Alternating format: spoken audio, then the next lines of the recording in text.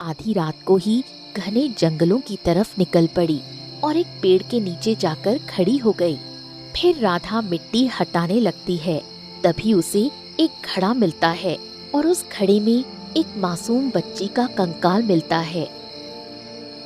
नहीं, नहीं, ऐसा नहीं हो सकता। हे भगवान, ये तो मेरी बच्ची है, मेरी मासूम बेटी। अब मुझे सब याद आ गया, सब कुछ।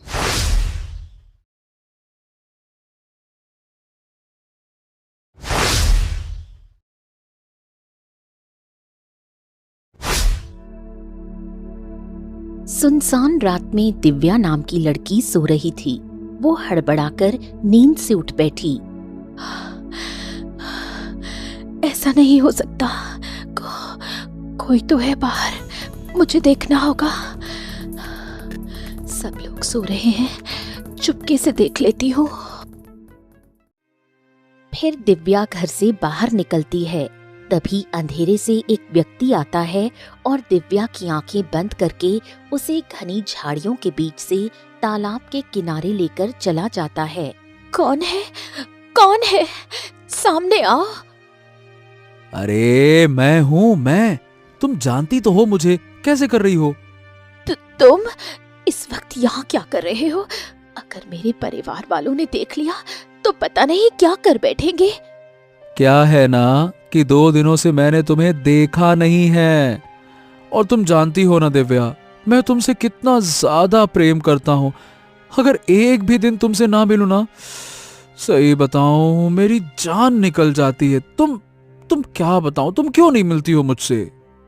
हाँ, मैं जानती हूँ कि तुम मुझसे प्रेम करते हो, लेकिन तुम तो जानते हो हमारे परिवार और तुम्हारे राजपूत परिवार के बीच कितनी गहरी दुश्मनी है। इसलिए अभी रुक जाओ, हम दोनों के परिवार को मनाना होगा। अरे तुम ये कैसी बातें कर रही हो? हमारे परिवार वाले कभी नहीं मानने वाले। सूरज पश्चिम से उग जाए तो उग जाए, लेकिन हमारे परिवार वाले ना ना ना ना। दोनों के बीच सदियों से नफरत है। लेकिन दिव्या देखो, मैं तुम्हें चाहता हूं और तुम्हारे लिए मैं तुम्हारे पिताजी के पैर भी पकड़ने के लिए तैयार हूं। बस मैं किसी भी तरह से तुम्हें अपनी दुल्हन बनाकर ले जाना चाहता हूं। मुझे तुम पर पूरा यकीन है कि तुम मेरे लिए कुछ भी कर सकते हो।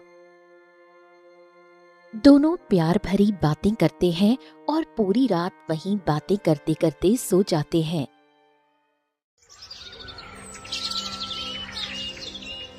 अगली सुबह होते ही दिव्या के पिता महेश ठाकुर और उसका भाई पंकज परेशान होने लगते हैं। अरे ये क्या बेटा, तुम्हारी बहन दिव्या कहाँ है? वो कहीं दिखाई नहीं दे रही। पिताजी घर पर ही होगी, कहाँ जा सकती है वो? अब होती तो मैं तुमसे क्यों पूछता। अब देखो तो सही, पता नहीं कहाँ चली गई। मुझे इसकी बड़ी फिक्र हो रही है। तुम जानते तो हो, वो मेरी आंखों से दूर जाती है, मुझे बड़ी हड़बड़ाहट होने लगती है, चिंता होने लगती है। अरे देखो ना कहाँ चली गई। अच्छा ठीक है पिताजी, मैं अभी देखता हूँ। दोनों आसपास ढूंढते हैं, तभी दिव्या आ जाती है। आइए आइए आइए, कहाँ चली गई थी राजकुमारी जी? अरे भाई, हम आपको ढूंढ ढूंढ कर कितना परेशान हो गए थे। क्या करती हो, बता कर तो जाया करो। कुछ नहीं पिताजी, बस सवेरे उठ गई थी तो थोड़ा जंगल घूमने चली गई थी ताकि ताजी हवा मिल सके। हाँ ठीक है बहन, टहलना अच्छी बात है, लेकिन भाई थोड़ा बता कर तो जाया करो, नहीं तो हम लोगों को बहुत फिक्र होती है कि कहीं हमारे दुश्मन तुम्हारे साथ कुछ गलत ना कर दें। समझ रही हो? ठीक है, गलती हो गई, अगली बार से ऐसा नहीं करूंगी। फिर दिव्या घर के अंदर चली गई। ऐसे ही 2 दिन बीत गए और अचानक दिव्या को उल्टी जैसा लगने लगा। ये क्या, आज मुझे क्या हुआ? ऐसा लग रहा है मेरी तबीयत ठीक नहीं है। माँ भी काकी के यहाँ गई हुई है। एक काम करती हूँ, मैं वैद्य जी के यहाँ से दवाई ले आती हूँ, कम से कम ठीक तो हो जाऊंगी। वैसे भी पिताजी और भाई घर पर नहीं है। फिर दिव्या घर से निकलती है और गांव के वैद्य के पास जाती है। वैद्य जी, मुझे दवाई दे दीजिए, पता नहीं मेरी तबीयत ठीक नहीं लग रही।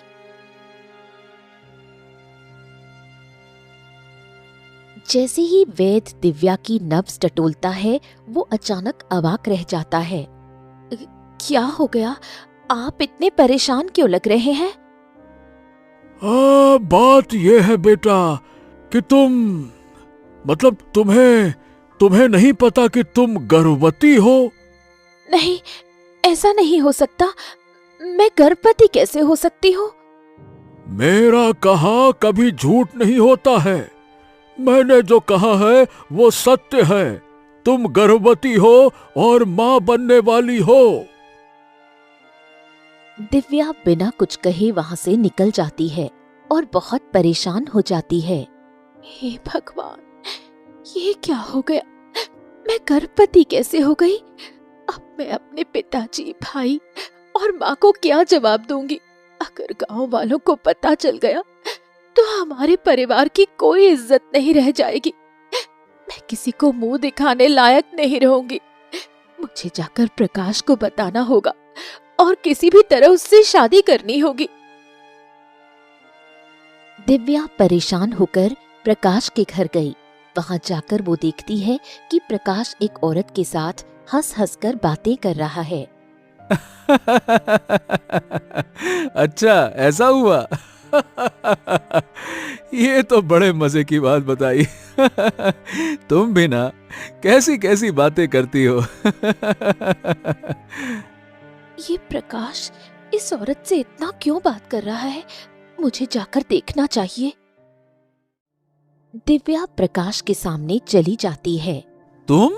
अरे तुम यहाँ क्या कर रही हो? ओ, मैंने कहा था ना कि मेरे घर मत आना। चलो जाओ, यहां से देख क्या रही हो, जाओ। देखो प्रकाश, मैं तुम्हारे घर आने की कोशिश नहीं कर रही थी, लेकिन मैं गर्भवती हो गई हूँ। तुम जल्दी से मुझसे शादी कर लो, वरना मेरे माता पिता और पूरे गांव समाज में मेरी नाक कट जाएगी।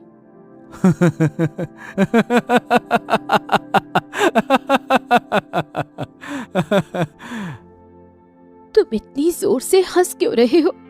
और ये औरत कौन है जिससे तुम इतनी मीठी मीठी बातें कर रहे थे? ये औरत, तुम्हें बताऊं ये औरत कौन है? ये मेरी पत्नी है। सुंदर है ना, है ना? और तुम्हें पता है, मेरी शादी तो साल भर पहले हो चुकी है। सुनो, ये लड़की हमारे घर तक क्यों आ गई? हमने तो तय किया था कि ये कभी हमारे घर तक नहीं आएगी। आप लोग कैसी बातें कर रहे हो? आपको कैसे पता कि मैं यहाँ नहीं आऊंगी? ये सब क्या हो रहा है? प्रकाश, मुझे सच सच बताओ, तुमने मेरे साथ क्या किया है? मेरी प्यारी दिव्या, ओए होए होए होए, कोई दूध पीती बच्ची हो क्या जो तुम्हें कुछ समझ में नहीं आता? क्यों, अब भी नहीं समझ रही हो क्या? ये मेरी पत्नी है और मेरी शादी ना साल भर पहले हो चुकी थी। अब बात यह है कि तुम्हारे परिवार वालों ने मेरे इसीलिए मैंने तुम्हारे साथ प्रेम का नाटक किया और अब देखो तुम गर्भवती हो गई हो। बधाई हो। चलो चलो चलो चलो, जाओ यहां से, जाओ जाओ जाओ जाओ। देखो भाई, अब मैं ये नाजायज बच्चा तो नहीं पालने वाला ना। चलो जाओ जाओ जाओ जाओ। अरे देख क्या रही हो, जाओ जाओ। नहीं, तुम ऐसा नहीं कर सकते हो। तुम मेरे और मेरे बच्चे के साथ बिल्कुल गलत कर रहे हो। शोभा, तुम तो एक औरत हो, तुम ही इसे समझाओ ना। मैं क्या समझाऊं? मैं भी इसमें शामिल थी। ये मेरा भी षड्यंत्र था। मैं भी चाहती थी कि तुम्हारे परिवार वालों से बदला लिया जाए, इसलिए हम सब ने मिलकर ये सब रचा था। नहीं, तुम लोग ऐसा नहीं कर सकते। भगवान के लिए मुझे अपना लो। मैं कहाँ जाऊंगी? मैं क्या करूंगी? इतने में ही सुभद्रा बाहर निकलती है। अच्छा शांत हो जाओ बेटा, ठीक है। दिव्या, मैं तुम्हें अपनी बहू के रूप में अपनाने के लिए तैयार हूँ और मेरा बेटा भी तुम्हें पत्नी का दर्जा दे सकता है। चुप हो जा बेटा, मैं तुमसे बड़ी हूँ और मुझे अच्छी तरह पता है क्या करना चाहिए और क्या नहीं। माँ, ये कैसी बातें कर रही हो तुम? भला ये तो हम लोगों ने फैसला ही नहीं किया था कि मैं इसको अपने घर में रखूंगा। नहीं नहीं नहीं नहीं, नहीं, मैं नहीं रखने वाला। माँ जी, आप ऐसा कैसे कर सकती हैं? ठीक है, बताइए मुझे क्या करना होगा। मैं आपकी बहू बनना चाहती हूँ। मैं अपने पिताजी की नाक नहीं कटवाना चाहती। ठीक है, तुम अपने पिताजी और भाई को मेरे सामने लेकर आओ और जैसे ही वो मेरे सामने आएंगे, मैं एक शर्त रखूंगी। अगर वो पूरा कर देंगे तो मैं तुम्हें अपने घर की बहू भी बना लूंगी और तुम्हारे बच्चे और तुम्हारे पूरे परिवार को वही मान सम्मान मिलेगा जो उन्हें हमेशा मिलता रहा है। ठीक है, मैं अभी अपने पिताजी को लेकर आती हूँ। फिर दिव्या परेशान होकर वहां से निकल गई। ओ माँ, क्या क्या कर रही हो ये? अरे आप तो जानती हो कि हमारा षड्यंत्र सिर्फ उसे गर्भवती करके छोड़ने का था। फिर ये नया खेल क्या खेल रही हो? क्या कर रही हो? बेटा शांत हो जा। जिन लोगों ने हमारे परिवार की बेइज्जती की थी, सिर्फ इतना करने से वो बेइज्जती शांत नहीं होगी। मुझे अभी और कुछ करना है और तुम्हारे पिता की आत्मा को शांति दिलानी है। हाँ, मेरी चालबाज माँ। समझ गया। आप क्या सोच रही हो मैं बड़े अच्छे से समझ गया। आप उन लोगों को और ज्यादा जलील करना चाहती हो, है ना, है ना, है ना? हाँ बेटा, बस तुम अब देखते जाओ मैं क्या करती हूँ। वहीं दूसरी तरफ दिव्या पूरी तरह परेशान होकर अपने घर की ओर चली गई। और मेरी राजकुमारी, बता बेटी क्या हो गया? ये तुम इतनी परेशान क्यों दिख रही हो? क्या बात है? पिताजी, मैं किसी और से प्रेम करती हूँ और मैं उससे शादी करना चाहती हूँ। अरे वाह वाह वाह वाह वाह, ये तो बड़ी खुशी की बात है। देख बहन, शादी हमेशा अपनी पसंद से ही करनी चाहिए। हम लोगों की इसमें कोई आपत्ति नहीं है। बताओ बताओ किससे प्रेम करती हो? हाँ बेटी, बताओ तुम किससे प्रेम करती हो? हम खुशी खुशी तुम्हारी शादी उससे कर देंगे। हाँ हाँ बेटी, इसमें डरने वाली क्या बात है? प्रेम तो प्रेम है। बता, कौन है वो खुशनसीब? बता। ठीक है, तो आप दोनों मेरे साथ चलिए। मैं आप दोनों को खुद उसके घर ले चलती हूँ। हाँ हाँ, तो ठीक है, चलो चलते हैं। फिर पंकज और महेंद्र ठाकुर दिव्या के पीछे पीछे चलने लगे। जैसे ही दिव्या प्रकाश के घर पहुंची। ये क्या बेटी, ये तुम हमें कहाँ लेकर आई हो? ये तो हमारे दुश्मन का घर है। चलो चलो यहाँ से चलो। इतने में सुभद्रा, प्रकाश और शोभा तीनों घर से बाहर आ गए। पिताजी, मैं प्रकाश से प्रेम करती हूँ और मैं इसके बच्चे की माँ बनने वाली हूँ, इसलिए मैं इसी से शादी करना चाहती हूँ। ये तुम कैसी बातें कर रही हो बेटी? ये तुमने क्या कर दिया? तुम्हारा दिमाग तो ठीक है? ये हमारे इतने बरसों के पुराने दुश्मन हैं। मैं दुश्मनों के घर अपनी बेटी नहीं ब्याहता, समझ गई? मैं कभी तुम्हारी शादी यहाँ नहीं करने वाला। चलो यहाँ से चलो। हाँ बहन, पिताजी बिल्कुल ठीक करें। हमें दुश्मनों के घर में रिश्ता कभी नहीं करना चाहिए। चलो। तुम अपनी बेटी को लेकर कहाँ जाओगे महेंद्र ठाकुर? तुम्हारी बेटी तो गर्भवती है। जैसे ही गांव जाएगी, लोग तुम्हारी इज्जत पर थूकेंगे। तुम्हारी बेटी के चरित्र पर उंगली उठेगी। सोच लो, तुम्हारी दुश्मनी से बढ़कर तुम्हारी बेटी की इज्जत मायने रखती है। हाँ, ये ठीक कह रही है। अगर मैं अपनी गर्भवती बेटी को ले गया तो कोई इससे शादी नहीं करेगा और मेरी इज्जत चली जाएगी। अरे जाओ जाओ जाओ, तुम्हें जो कहना है कहो, पर मैं अपनी बहन को तुम्हारे घर में नहीं देने वाला। बात करती हो।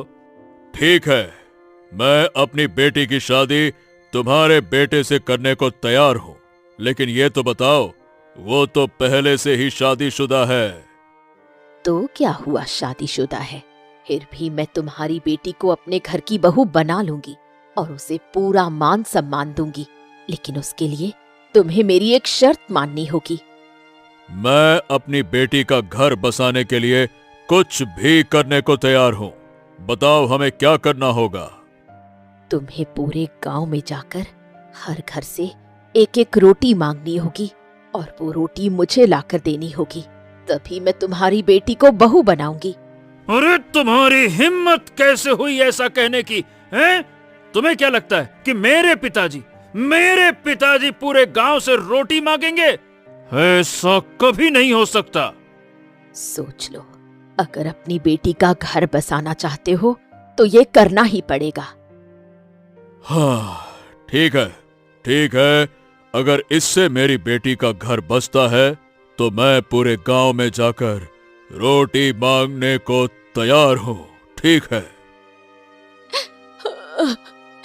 नहीं पिताजी, आप ऐसा मत कीजिए।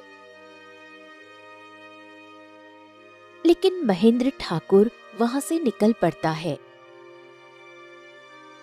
और एक गांव वाले के पास जाता है। रोटी दे दो, रोटी दे दो। भाई साहब, अगर एक रोटी हो तो दे दीजिए।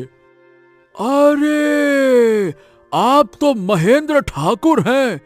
अरे दादा रे दादा, गांव के सबसे अमीर आदमी आप ही तो देने वाले हैं, दानवीर हैं, धनवान हैं, और आप ही रोटी मांग रहे हैं। ऐसा क्या हो गया ठाकुर साहब?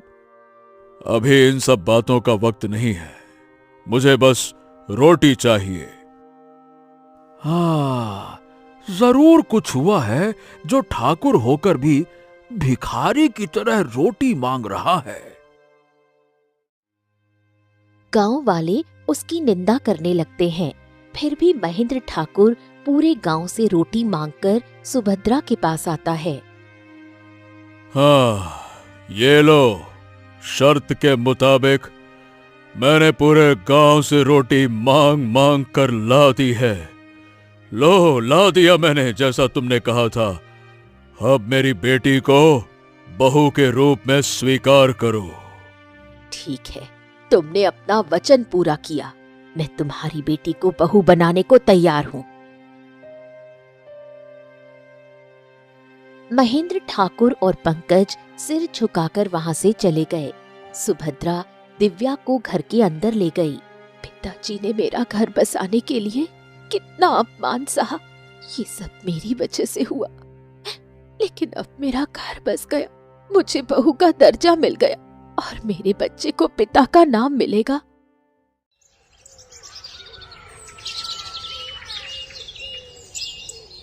अरे माँ, ये तुम क्या कह रही हो?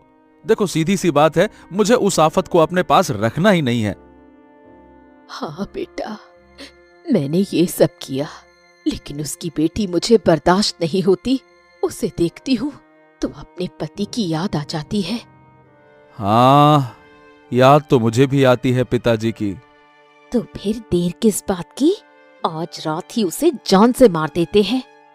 लेकिन वो गर्भवती है, कम से कम बच्चा होने दो, उसके बाद हम उसको और उसके बच्चे दोनों को एक साथ मार देंगे। हाँ, ये ठीक रहेगा। अगर दोनों को अलग अलग मारेंगे तो मुझे उतना मजा नहीं आएगा, और दोनों को एक जगह पे एक साथ मारेंगे फिर तो मुझे बड़ा मजा आएगा माँ। फिर ऐसे ही थोड़ा वक्त बीतता है और देखते ही देखते दिव्या एक बेटी को जन्म देती है। मेरी बेटी कितनी सुंदर लग रही है, बिल्कुल परी जैसी है। तभी प्रकाश, शोभा और सुभद्रा तीनों वहां आ जाते हैं। देखो प्रकाश, हमारी बेटी कितनी सुंदर है। हाँ, दिखाओ दिखाओ दिखाओ। ये हमारी बेटी है। बिटिया। लेकिन तू अब इस दुनिया में नहीं रहेगी। माँ, अपना काम करो और जल्दी से इस बच्चे को जान से मार दो और दिव्या को भी। भगवान के लिए ऐसा मत करो, मेरी बेटी को छोड़ दो। भगवान के लिए ऐसा मत करो। मुझे क्यों मार रहे हो? मुझे कुछ मत करना। मैंने तुम्हें इतने दिनों तक इसलिए बख्श दिया क्योंकि तुम बच्ची को जन्म दे सको, और अब तुम्हारी आंखों के सामने मैं इस बच्ची को मारूंगी, तभी मेरी आत्मा को शांति मिलेगी। मेरे पति की आत्मा जो इतने दिनों से तड़प रही होगी, उसे सुकून मिलेगा।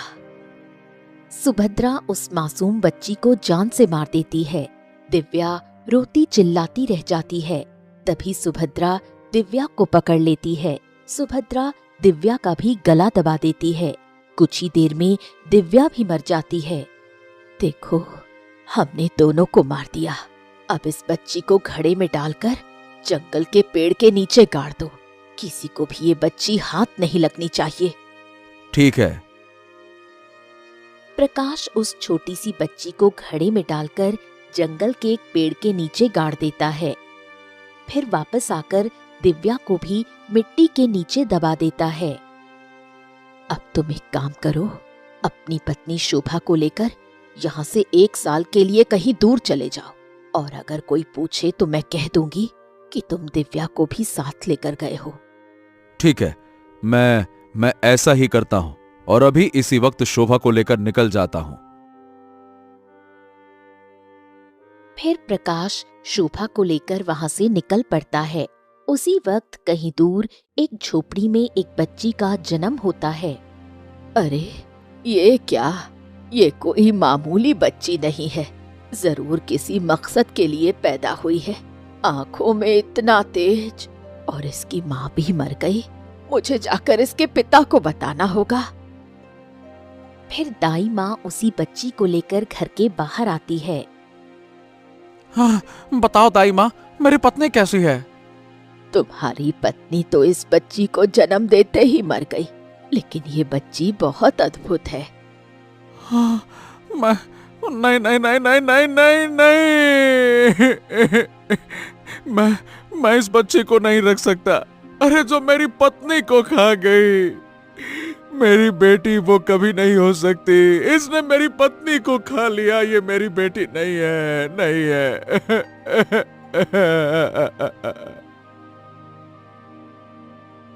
विष्णु चला जाता है। कोई बात नहीं बेटी, तुम्हें तुम्हारा पिता नहीं अपनाएगा, पर मैं तुम्हें अपनाऊंगी। मैं तुम्हें गोद लेकर पालकर बड़ा करूंगी। फिर ऐसे ही देखते देखते कई साल बीत गए।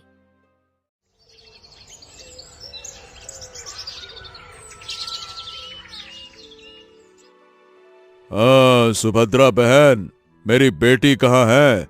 मेरी बेटी कहीं दिखाई नहीं दे रही, जबकि आपकी बड़ी बहू और आपका बेटा दिख रहा है। कहाँ है हमारी बेटी? ठाकुर, मैं तो बताना ही भूल गई। तुम्हारी बेटी ने बच्चे को जन्म देते हुए दम तोड़ दिया। अब तुम्हारी बेटी और उसका बच्चा दोनों ही इस दुनिया में नहीं है। क्या?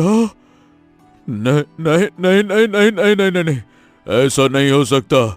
हमारी बेटी हमें छोड़कर नहीं जा सकती है। नहीं नहीं। ये सुनते ही महेंद्र ठाकुर फूट फूट कर रोने लगा और घर चला गया। क्या हो गया पिताजी? आप बहुत परेशान लग रहे हैं, क्या बात है? उन लोगों ने हमारी बेटी को मार दिया है। मार दिया है, हमारी बेटी को मार दिया। मैंने आपसे कहा था पिताजी, वो लोग कभी नहीं सुधरेंगे। हमारी इतनी बरसों पुरानी दुश्मनी है, वो इतनी आसानी से नहीं छोड़ेंगे।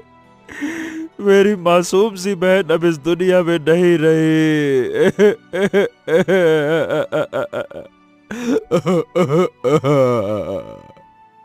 दोनों फूट फूट कर रोने लगे। ऐसे देखते ही देखते 18 साल बीत गए।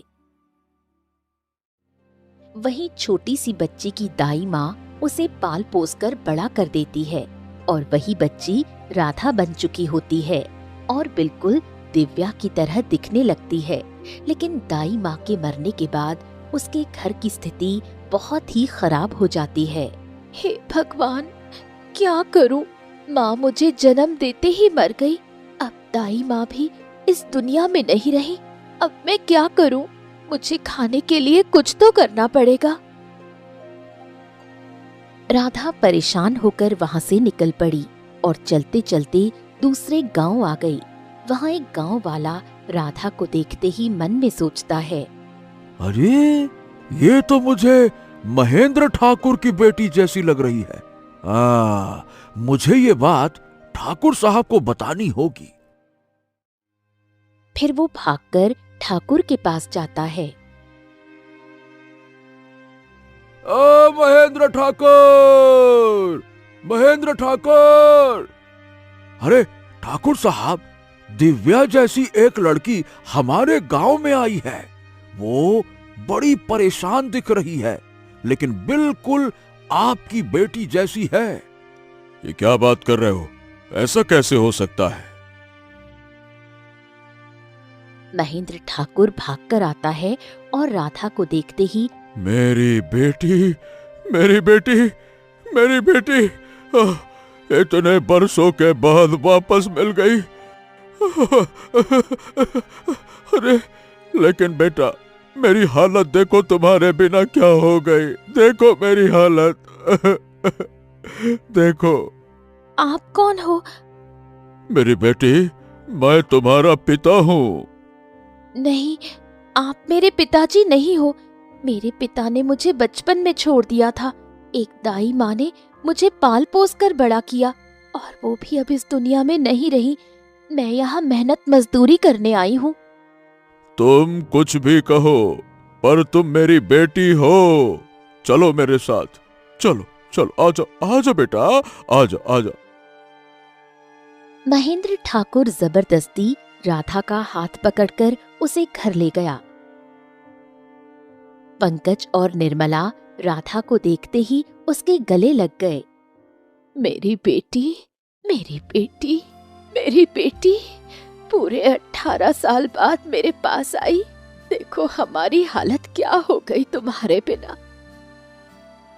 हाँ, मुझे यकीन नहीं हो रहा। ये तो बिल्कुल मेरी बहन जैसी है। हर एक चीज बिल्कुल वैसी ही है। वैसी ही आंखें, वैसा है चेहरा। आप लोग ये कैसी बातें कर रहे हैं? मुझे कुछ भी समझ नहीं आ रहा।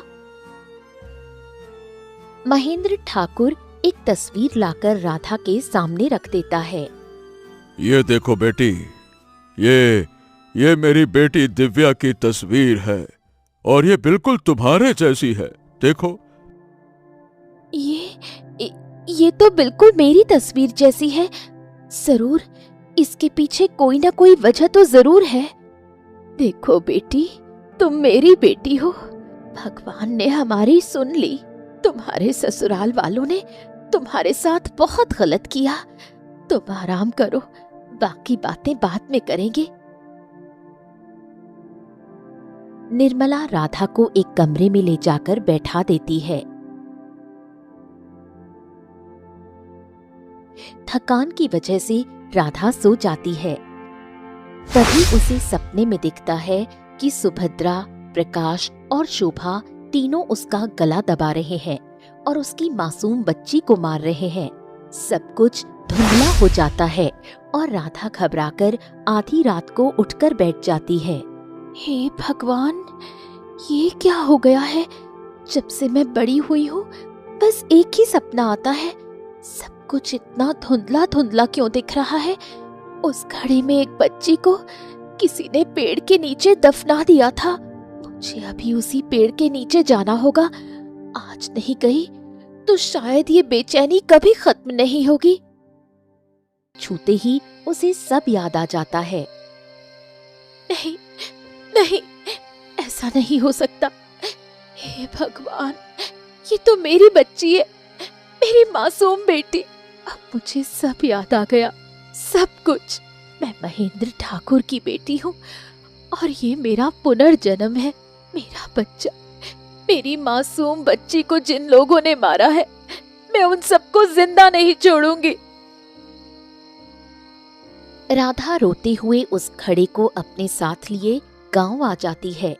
तभी महेंद्र ठाकुर उसे देखते ही कहता है, बेटी, ये घड़ा और इसमें ये कंकाल, ये क्या है बेटी, बोलो। पिताजी, मुझे सब याद आ गया है। ये मेरी बेटी है और उन लोगों ने मेरी बेटी को और मुझे गला दबाकर मार दिया था और मेरी बेटी को इसी घड़े में डालकर दफना दिया था। मुझे हर रोज ये सपना आता था, लेकिन मैंने कभी गौर नहीं किया। आज जब आपने मुझे अपनी बेटी कहा, तब मैं अपनी सपने में दिखने वाली जगह पर गई और मुझे मेरी बेटी का ये शरीर मिला। उन लोगों ने मेरे साथ और मेरी बच्ची के साथ बहुत गलत किया।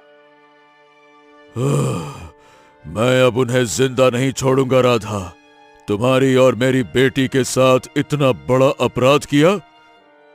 अरे देखो, कितनी मासूम थी हमारी बिटिया, और ये रहा उसका कंकाल।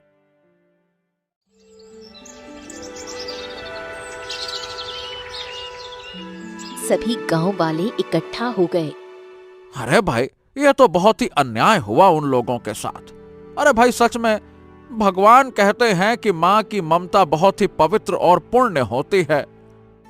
और नहीं तो क्या, देखो, इस बच्चे की तड़प ने इस माँ को दोबारा जन्म लेने पर मजबूर कर दिया। यानी कि उन्होंने बहुत सारा बुरा काम किया होगा। चलो मिलकर इसकी सजा देते हैं। चलो चलो चलो चलो भाई, चलो। गुस्से में पूरे गांव वाले महेंद्र ठाकुर और राधा घड़ा लेकर सुभद्रा के घर पहुंचे। ये कैसे हो सकता है? कोई मरा हुआ इंसान जिंदा कैसे हो सकता है? ये तो बिल्कुल दिव्या जैसी लग रही है। माँ, मुझे भी ऐसा लगता है कि ये तो सचमुच भूत है।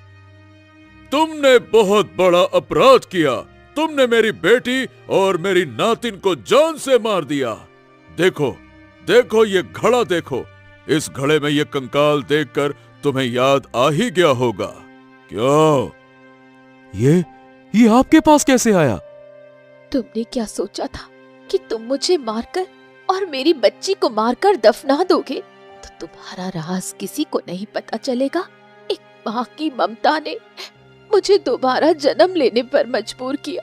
तुमने मेरी बेटी के साथ जो किया, उसके पाप का हिसाब अब तुम्हें जरूर मिलेगा। मारो मारो इन्हें, जिन्होंने मासूम बच्ची को मारा। इन लोगों को जीने का कोई हक नहीं है। मारो!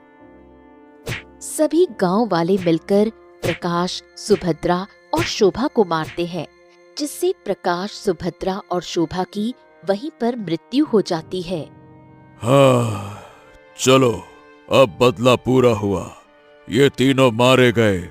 मेरी बेटी, तुमने बहुत कष्ट झेले इन लोगों के चक्कर में। अब अपनी मासूम बेटी का अंतिम संस्कार कर दो। पिताजी, मुझे बहुत रोना आ रहा है। इस बच्ची के लिए आपने क्या क्या नहीं किया ताकि इसको पिता का हक मिले, लेकिन इन लोगों ने मेरी बच्ची को मार दिया। मुझे वो सब याद करके पल पल रोना आ रहा है। राधा अपनी मासूम बच्ची को मिट्टी में दफन कर देती है। मेरी बच्ची, जिन लोगों ने तुम्हें मारा उन्हें सजा मिल गई। अब तुम शांति से सो जाओ। तुम्हारी माँ हमेशा तुम्हें अपने दिल में जिंदा रखेगी।